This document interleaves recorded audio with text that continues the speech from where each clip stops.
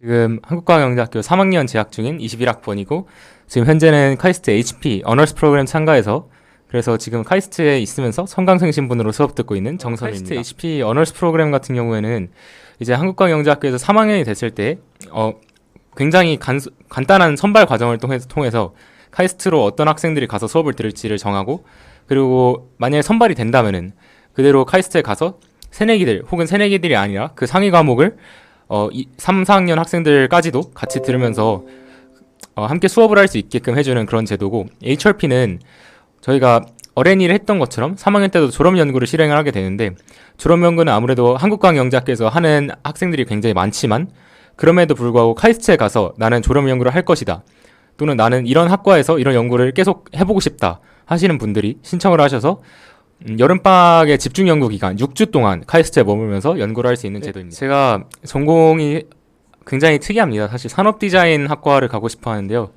이 전공이 초등학교 4학년경에 정해졌던 것 같습니다. 제가 초등학교 입학 이전부터 카이스트라는 학교의 존재를 알고 있었고, 그리고 이 학교가 정말 내가 가고자 하는 방향에 맞다라고 느끼면서 자라왔는데요. 그때 카이스트 안에서도 세부적으로 어떤 학과를 지원할 것인지, 어떤 학과가 가고 싶은지는 결정하지 못하고 있다가 제가 초등학교 3학년 때 카이스트 캠프에 참가하면서 산업디자인학과에서 체험을 한 적이 있습니다. 그때 둘러봤던 산업디자인학과의 풍경이나 모습들이 제가 딱 원하는, 제가 미래에 되고자 하는 그런 연구자로서의 모습과 굉장히 부합해 보였기 때문에 저는 산업디자인학과에 대해서 자연스럽게 관심을 가지게 되었습니다. 때마침 제가 새롭게 미술에도 재능이 있다는 것을 깨닫게 되어서 미술과 공학이 융합된 형태의 산업디자인 공학을 연구를 한다면 굉장히 제 적성에 잘 맞을 것이라 생각을 하였고, 실제로 그 꿈을 몇 년간 가지면서 계속해서 제가 무엇을 하고 싶은지, 무엇을 할 때 가장 행복한지 생각한 결과 저는 산업디자인학과가 제 적성에 정말 딱 맞다는 생각을 하게 되었습니다. 그래서 이 산업디자인학과 내부에서도 어떤 구체적인 분야를 정할까, 이것은 사실 중학교 때까지는 정하지 않고 있다가 고등학교 때 한국과학영재학교에 오면서 다양한 기술들을 접하고 그것을 바탕으로 아이디어를 형성시키고 디자인으로 제작을 하는 실무 과정들을 여러 번 반복하면서 제가 산업디자인 내부에서도 어떤 분야에 잘 맞을지 고민을 하게 되었고, 그 결과 3학년 때 제가 현재 HRP 주제를 실행하고 있는 이훈 교수님의 연구실에서 인터페이스 디자인을 하면은 제가 정말 잘 할 수 있겠다라는 생각이 들어서 그쪽 방향으로 구체적인 진로를 정하게 되었습니다. 제가 생각했을 때 사실 미술 분야에서 추구하는 산업 디자인이랑 공학 분야에서 추구하는 산업 디자인이 굉장히 다르다 생각하는데, 저는 이 카이스트 산업디자인학과의 방향성과 맞는 조금 더 공학에 가까운 산업디자인을 추구합니다. 이제 그 과정에서 가장 중요하다 생각하는 것이 디자인의 혁신성을 결정짓는 일인데, 그 혁신성이 어디서 나오느냐 하면은 어떤 기술로부터 영감을 얻어서 어떤 목적을 가지고 디자인을 제작하는지, 그것이 가장 크다 생각합니다. 그런 부분에서 한국과학영재학교는 정말 좋은 학교라 생각하는데, 이곳은 비단 한 가지 분야가 아니라 거의 모든 분야에서 국내 고등학생 수준에서는 가장 최고 수준의 연구를 수행해 볼 수 있는 학교고, 그에 따라서 다양한 기술들을 접할 수가 있었습니다.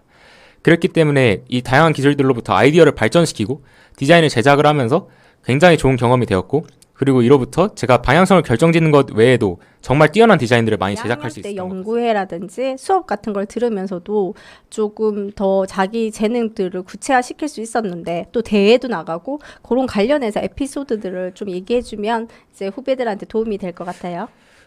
저는 산업 디자인을 굉장히 하고 싶었는데, 근데 2학년 때 어린이를 할 때 산업 디자인 쪽으로 주제를 가지지 못했습니다. 왜냐하면은 저랑 같은 주제로 연구를 하고 싶은 그런 친구들을 찾지 못했기 때문이죠.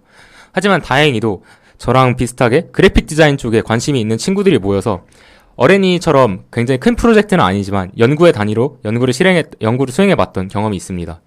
그 당시에 1학기 때는 모션 그래픽을 조금 연구를 했었고, 2학기 때는 서로 간에 그래픽 디자인 기초 서적들을 읽으면서 그걸 바탕으로 기초 지식을 쌓는 걸 목표로 연구의 활동을 지속해 나갔습니다.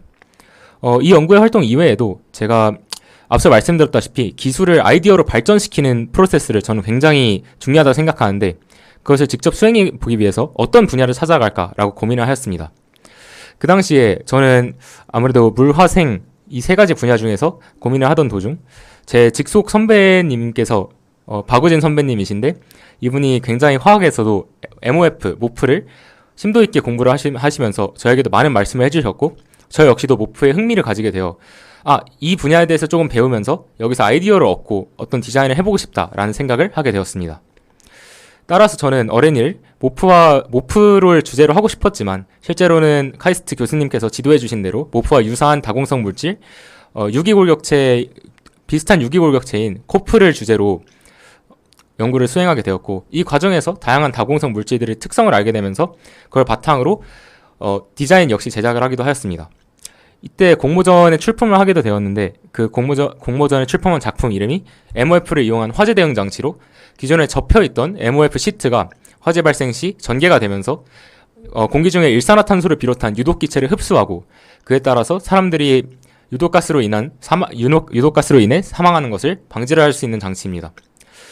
당시에 이 장치에 대해서 1차를 통과하고 2차에 엔지니어링 협회에서 준비한 전문가들 사이에서 발표를 할 수 있는 기회가 있었는데요. 그 당시에 제가 모프의 가격 또는 합성법에 대해서는 충분히 공부를 해놨기 때문에 굉장히 구체적인 답변을 할 수 있었고, 이에 따라서 굉장히 좋은 결과를 얻을 수 있었던 것 같습니다. 3인 조 단위로 최대 3인인 조로 출전을 하는 대회였지만 저는 혼자 출전했음에도 불구하고 그 대회에서 1등을 차지할 수 있었고, 그게 굉장히 의미 있던 경험이었던 것 같습니다. 근데 이 대회에서 다양한 전문가분들이 오신 만큼 저에게 조언 역시 해주셨는데, 어떤 한 분이 그래, MOF가 이런 기능을 수행할 수 있다는 것까지는 알겠다. 근데 조금 더 이걸 현실화하기 위해서는 어떤 MOF가 최고의 적합성을 띠고 있는지 그런 부분들을 고려해야 한다라고 말씀해 주셨고, 저는 어떤 MOF가 좋을지에 앞서서 이 모프를 디자인하는 방향성에 대해서 조금 알아보기 위해서 나노화학의 이해라는 수업을 듣게 되었습니다.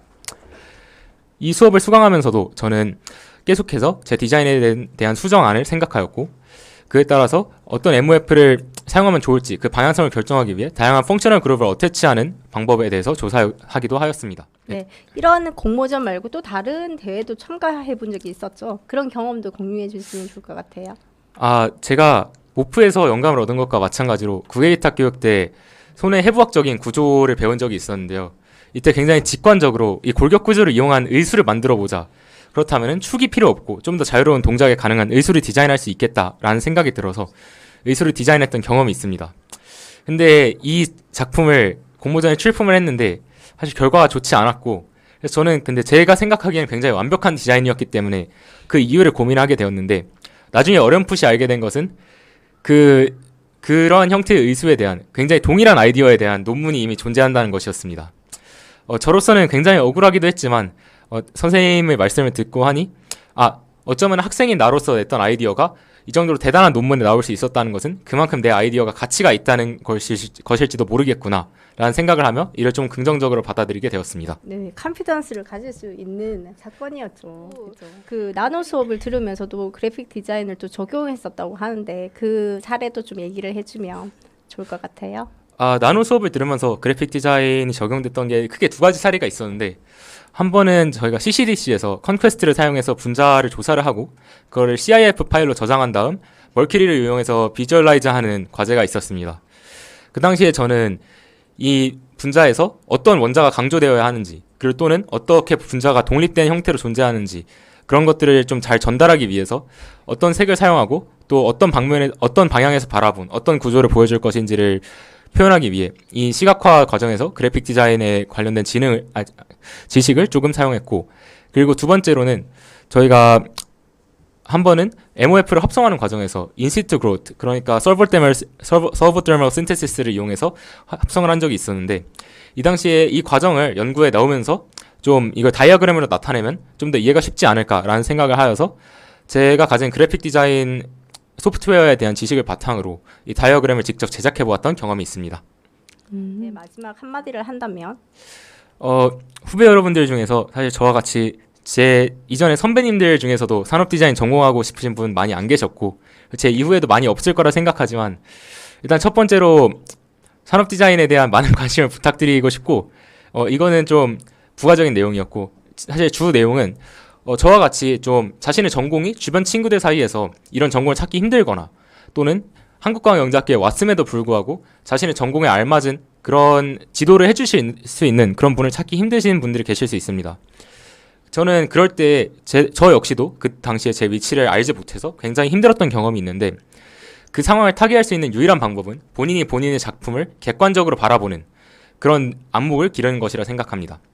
그렇게 하다 보면은 남에게 열등감을 느끼기보다 스스로의 비교를 했을 때 발전을 하는 그런 습관을 들일 수가 있고, 이는 자신이 좋아했던 분야를 꾸준히 긍정적으로 바라볼 수 있는 어떤 원동력이 되어준다 생각합니다. 후배님들 역시도 이러한 마인드를 잘 기억을 하시고, 자신이 원하는 분야가 있는데 주변에 오히려 잘 할 수 있는 사람이 없다 하더라도 포기하지 않으시고 스스로 좀 발전을 하시는 방향으로 계속 수행해 나가셨으면 좋겠습니다. 네, 감사합니다. 안녕. 안녕히 계세요.